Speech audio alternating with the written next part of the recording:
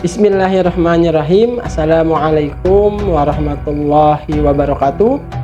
Selamat datang di Saku TV. Kali ini kita akan masuk pada segmen sejarah pembukuan Al-Quran. Kita akan membahas bagaimana Al-Quran ini dibukukan. Karena kita tahu semenjak Rasulullah mendapatkan wahyu yang pertama, itu bentuknya belum dalam bentuk satu mushaf. Kali ini kita akan coba membahas dari zaman Rasulullah hingga zaman Khulafaur Rasyidin, setelah itu pasca Khulafaur Rasyidin hingga saat ini, dan mushaf ini bisa kita pegang untuk dibaca setiap hari. Insya Allah kita akan bahas dalam 4 episode yang akan tayang setiap hari Jumat. Baik, jadi yang pertama, Al-Quran merupakan wahyu dari Allah Subhanahu wa Ta'ala yang diturunkan kepada Nabi Muhammad SAW melalui malaikat Jibril yang terjadi di bulan Ramadan.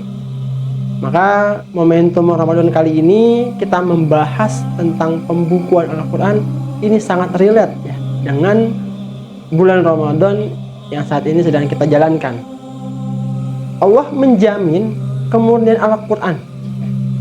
Maka setelah Rasulullah SAW mendapatkan atau menerima wahyu, beliau ini menyampaikan kembali kepada para sahabatnya, dan meminta para sahabatnya untuk menghafal, untuk mencatat, hingga kegiatan ini dilakukan terus-menerus kepada generasi-generasi selanjutnya tanpa terputus. Itulah yang disebut dengan mutawatir. Jadi terkait penulisan Al-Quran ini bersifat dinamis Artinya dari masa ke masa ada perkembangan, ada perbaikan Jadi adanya perbedaan dari di masa Rasulullah hingga saat ini mushaf yang kita pegang. Mula-mulanya ini ayat-ayat Al-Quran ini ditulis tanpa harokat karena orang Arab sudah terbiasa membaca huruf Arab, maka di awal mula Al-Quran ditulis tanpa menggunakan harokat, kemudian berkembang dengan menggunakan tanda baca hingga penulisan huruf yang lebih baik Jadi kalau kita pernah melihat huruf-huruf nanti di awal-awal penulisan agak sulit dibaca bagi orang-orang awam. Nah, alhamdulillah dengan perkembangan yang begitu pesat, huruf-hurufnya pun lebih baik atau lebih mudah dibaca oleh umat Islam. Nah, sejak diturunkannya Al-Quran di Gua Hiro, Rasulullah selalu memanggil sahabatnya tadi untuk menghafal dan mencatat. Karena apa? Berharap apa yang beliau terima ini diketahui oleh para sahabatnya dan terjaga hingga generasi-generasi selanjutnya.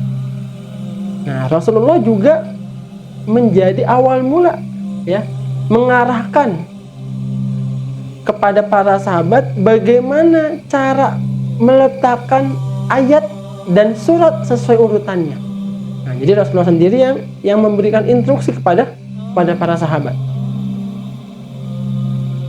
Menurut ahli sejarah sendiri, hingga Rasulullah wafat, Rasulullah ini atau Rasulullah sudah melahirkan 30.000 orang penghafal Quran dan orang yang mencatat Al-Quran.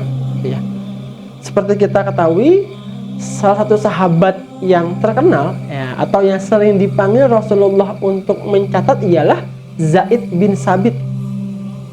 Pada saat itu para sahabat mencatat ayat Al-Quran itu dengan berbagai bahan karena berbagai media mulai dari ada yang di pelepah kurma, ada yang di batu-batuan, ada yang di kulit binatang, dan media-media lainnya yang memang mampu menjadi media menulis ayat-ayat Al-Quran yang telah diturunkan dari Allah kepada Rasulullah SAW.